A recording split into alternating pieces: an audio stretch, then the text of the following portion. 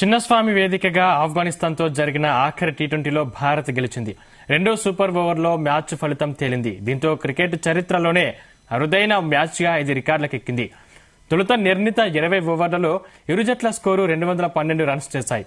దీంతో match tie అయింది. ఫలితం కోసం ఇరు జట్లు సూపర్ ఓవర్ ఆడాయి. అప్పుడు అదే జరిగింది. సూపర్ ఓవర్లోనూ భారత్ ఆఫ్ఘనిస్తాన్ జట్టు 16 రన్స్ చేశాయి. దీంతో రెండోసారి సూపర్ ఓవర్ నిర్వహించారు. దీంట్లో టీమిండియా విజయం సాధించింది. తొలుత బ్యాటింగ్ చేసిన భారత్ 11 రన్స్ చేసింది. 12 పరుగుల టార్గెట్ ను ఆఫ్ఘాన్ బ్యాటర్లు రీచ్ కాలేకపోయారు. దీంతో విజయం భారత్ ను వరించింది. అంతర్జాతీయ టీ20లో ఒక మ్యాచ్ ఫలితం కోసం 2 సార్లు సూపర్ ఓవర్ కు దారితీయటం ఇదే తొలిసారి.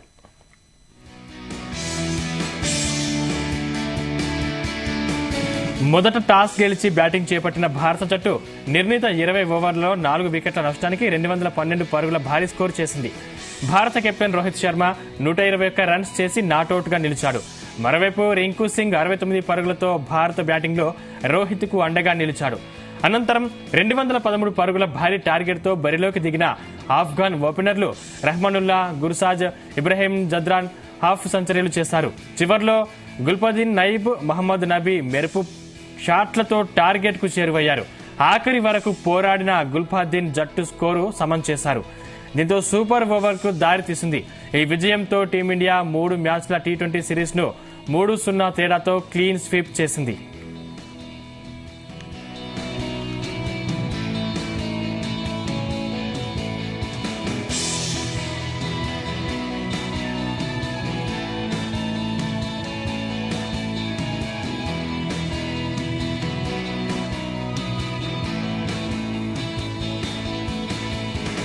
ఈ విజయంతో టీ20 చరిత్రలో అత్యధిక వైట్ వాష్లు చేసిన జట్టుగా భారత్ అవతరించింది. ఇప్పటి వరకు టీ20 చరిత్రలో ద్వైపాక్షిక సిరీస్లలో అత్యధిక వైట్ వాష్లు చేసిన జట్టుగా పాకిస్తాన్ పై ఉన్న 8 వైట్ వాష్ల రికార్డును భారత్ తన పేరు మీద రాసుకుంది. ఆఫ్ఘాన్ తో 3 టీ20ల సిరీస్ వైట్ వాష్ తో 9 క్లీన్ స్వీప్లు సాధించిన తొలి జట్టుగా రోహిత్ సేన అవతరించింది.